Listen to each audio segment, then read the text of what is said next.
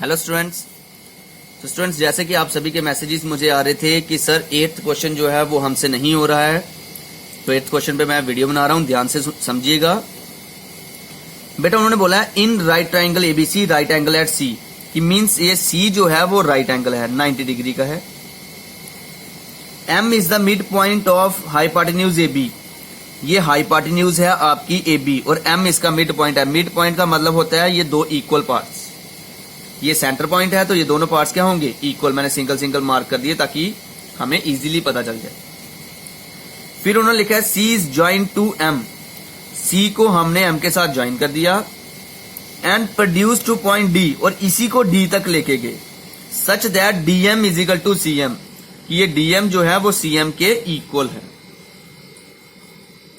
उसके बाद point D is join to point B, D को ज्वाइन कर दिया बी के साथ।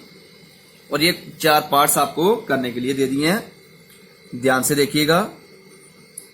पहले जो ट्राइंगल हमने कॉन्ग्रुएंट करनी है वो ले लेते हैं। In triangle AMC and triangle BMD, ये ट्राइंगल बीएमडी और एएमसी, ये वो दोनों ट्राइंगल्स को छोटी छोटी को कॉन्ग्रुएंट करना है। ध्यान से देखिएगा मेरा बच्चा, इसमें ये साइड, इसकी ये साइड और इसकी ये साइड इक्वल है, वही लिख रहा हूं। A M is equal to B M, यह हमें गिवन था। इसकी ये वाली साइड और इसकी ये वाली साइड इक्वल है। C M is equal to D M, ये भी गिवन। तो बेटा ये देखो, ये जो दो एंगल है ना, ये 1 और 2, ये वर्टिकली अपोजिट एंगल है, तो हम लिख सकते हैं ये इक्वल है, क्योंकि वर्टिकली अपोजिट एंगल इक्वल होते हैं।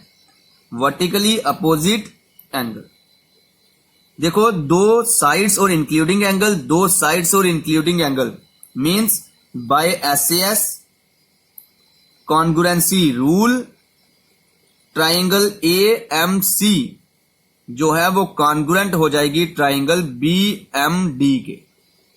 फर्स्ट पार्ट आपका हो गया। अगर ये दोनों कॉन्ग्रुएंट हो गई सीपीसीटी से, ध्यान से सुनिएगा, सीपीसीटी से एसी और बीडी इक्वल आएंगे क्योंकि इन्हीं की साइड है, वही लिख रहा हूं। AC is equal to BD, ये आएगा सीपीसीटी से।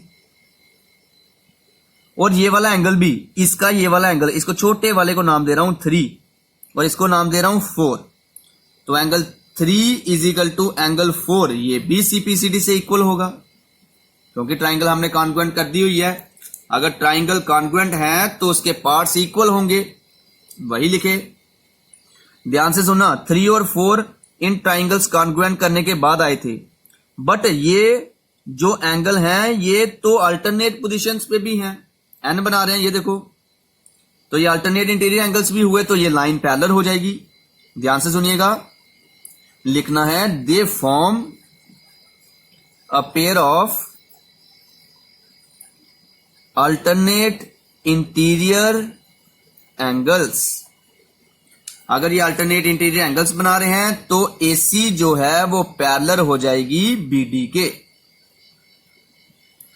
ध्यान से सुनना, अगर ये दोनों लाइंस पैरेलल हो गई तो ये एंगल और ये एंगल को इंटीरियर एंगल्स हो जाएंगे, वही लिख रहा हूं।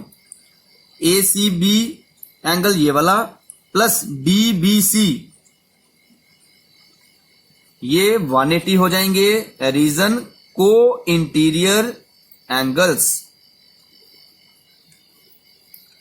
और हमें गिवन है एसीबी जो है वो 90 डिग्री है, ये 90 degree plus DBC, sorry DBC लिखना, DBC is equal to 180 degree. तो बेटा डीबीसी कितना बच गया, ये 90 इधर प्लस उधर जाके माइनस 180 माइनस 90 90, मींस ये एंगल भी आपका 90 डिग्री हो गया। ये आपका सेकंड पार्ट था। फर्स्ट था कॉन्ग्रुएंट, ये कर दिया, ये आपका कॉन्ग्रुएंट कर दिया हमने। सेकंड पार्ट था राइट एंगल करना था, तो ये राइट एंगल भी कर दिया। थर्ड में उन्होंने बोला है डीबीसी और एसीबी को कॉन्ग्रुएंट करो। ध्यान से सुनना, ये नीचे आ गया तो डायग्राम नहीं दिखेगी, इधर ही अलग से बता रहा हूं। इस ट्राइंगल और इस ट्राइंगल को कॉन्ग्रुएंट करने के लिए बोला हुआ है। किस किस को, डीबीसी और ACB, इनको कॉन्ग्रुएंट करने के लिए बोला है। ये 90 था, ये हमने अभी 90 किया, पहली कंडीशन। BC इसमें भी है, BC इसमें भी है, ये कॉमन है, ये दूसरी कंडीशन। और AC जो है वो BD के इक्वल है, ये हमने इधर ही प्रूव कर दिया था, AC is equal to BD। वही तीन conditions in triangle BDC and triangle ACB। पहली कंडीशन आ जाएगी angle C is equal to angle B 90 degree. फिर आ जाएगा BD is equal to AC, ये हमने प्रूव किया था, तो इसको लिखेंगे प्रूव्ड अबव PA। क्योंकि ये आपका नीचे आएगा ना, मेरे पास स्पेस नहीं थी इसलिए मैं साइड पे लिख रहा हूं। आप लोगों ने इसी के स्टेप के नीचे लिखना है, तो आपके लिए ये ऊपर होगा, तो हम लिखेंगे प्रूव्ड अबव। और तीसरी condition BC is equal to BC common, ये दोनों में कॉमन है, तो by SAS congruency rule triangle DBC जो है वो कॉन्ग्रुएंट हो जाएगी ट्राइंगल ABC के। ये आपका थर्ड पार्ट था, ध्यान से सुना। अब जो हमने दो ट्राइंगल्स कॉन्ग्रुएंट की, इसकी AB और इसकी DC, ये CPCD से इक्वल आएंगे, क्योंकि ट्राइंगल्स कॉन्ग्रुएंट तो उनके बाकी पार्ट्स इक्वल हो जाते हैं। वही लिख रहा हूं, DC is equal to AB, किससे? CPCD से। अब ध्यान से देखना, DC, ये DC, ये किसको मिलके बन रहा है? CM plus MD, CM plus MD is equal to AB, क्योंकि AB की जगह AB रखा। अब CM और DM आपस में इक्वल हैं, क्योंकि ये हमें उन्होंने क्वेश्चन के अंदर ही बता दिया था, CM और DM आपस में इक्वल हैं। तो CM को तो मैं CM लिखूंगा, बट MD को भी, DM को भी मैं CM लिखूंगा, क्योंकि ये दोनों आपस में इक्वल हैं। ये आ गया AB। क्यों?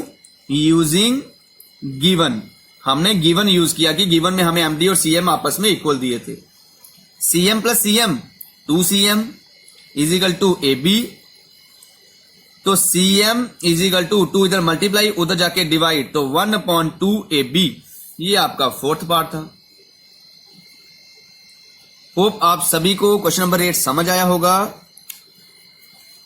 तो अब नेक्स्ट वीडियो में हम स्टार्ट करेंगे अपनी नेक्स्ट एक्सरसाइज। Thank you.